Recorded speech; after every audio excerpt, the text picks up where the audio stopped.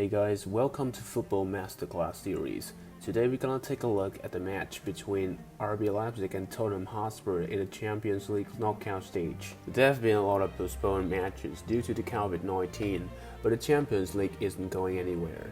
RB Leipzig took on Tottenham Hotspur. The home team enjoyed one away goal advantage, and they continued to dominate the last year finalist. It was an intriguing game for the audience, but first let's look at how the two sides lined up. Leipzig started their game in a familiar 4-3-4 formation with only one change at the back, as Upamecano returned to the squad.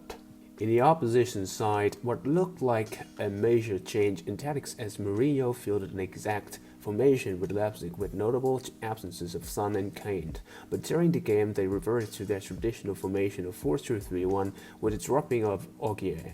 The difference is instead of Kane, Ali was the leading man up front. To break the first line of the highly anticipated high-pressing system from Leipzig, Tottenham's answer was to go long quite often in the game. As in this play, you could see that Alderweireld put a long ball high up the field. It is targeted at the attacking midfielder and Dele Alli will pick up the loose ball.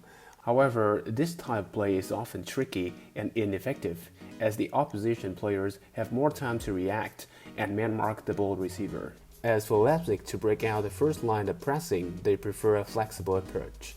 Instead of adhering strictly to playing out the back from the goalkeeper position, Golaci play loft-through passes to the flanks straight to the midfielders by passing the CBs. This strategy of breaking out proved to be really effective, given that the three Leipzig CBs are not particularly good on the ball. Here is a stat for loft-through ball during the game. You can see that Golaci registered 10 passes from the 6-yard box, while the figures for Tottenham is only 4. In this play, you can see that RB Leipzig did not utilize their pivots in an orthodox way, having them set vertically rather than horizontally. Sabitzer with attacking duties therefore sit higher than Lammer with defensive duties. The shape of the formation is worth noticing, as the whole formation crowded the middle of the pitch, which requires 3 forwards to drop back simultaneously and the CBs to advance close to the middle circle. When out of possession and the opposition team already broke through the middle third, Leipzig often forms a wide defending line, stretching across the pitch, forming a back of 5 with the upper layer of their midfielders sitting really close, blocking all entrances to their 18-yard box, even when Tottenham has ventured deep into their territory as shown in this play. Thanks to the engagement of the whole squad, counter-pressing has been extremely up to standards for Leipzig. They managed to dispossess Spurs 19 times during the game. The point of contact scattered around the pitch.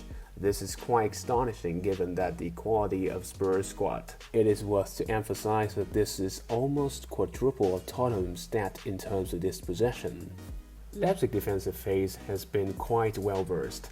In attacking phase, Werner, with his attacking speed and technicality in limited space, was the crucial factor for the success. Werner often acts as a link-up within the transitional phase in rapid counter-attacks, utilizing his pace to speed out the flank with long ball supplies from the CBs or the double pivots. As an alternative, he was given freedom to drop back to the central area, bridging the double pivots with the front three. Looking at Leipzig heat map, we could see that Nagelsmann stationed his team in the middle third with the intention of separating Tottenham into 2 isolated parts, cutting the connection in the middle. One of the unique factors coming from Nagelsmann tactic is that he has given the double pivots a completely different duties with the aim to provide balance and fluidity for the team. Sabitzer could play comfortably wide in the flanks with a more attacking orientation. He was a roaming player, looking for a chance to overlap or move into channels between the opponent's centre-back or fullbacks, or even underlapping Werner to create space for Werner to use his speed. In counter-attack, Sabitzer advanced high just outside of the 18-yard box, collecting ricocheting balls and looked to shoot on sight. Defensive duties then were given to Lammer, acting as a defensive centre-back and aiding the 2 centre-backs.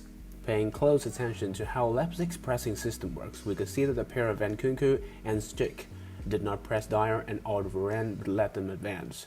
The 2 Leipzig forward instead retrieve immediately to the center area to create a 4v2 situation, which prevents most of Tottenham routes to attacking the center of the field. During this season, Mourinho always pairs Harry Winks with a partner who is more attacking minded as the double pivot.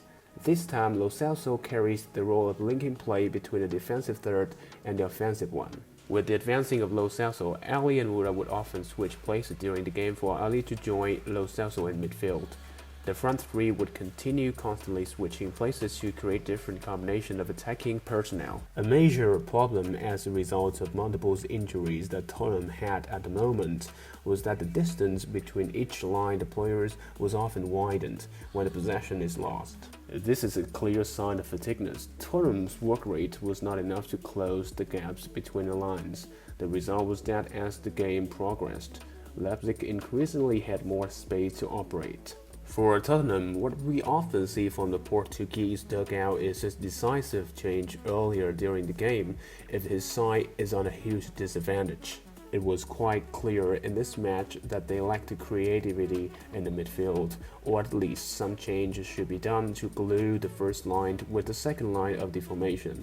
Given the fact that Tottenham only used 2 substitutions in this game, it could tell they've given up too early.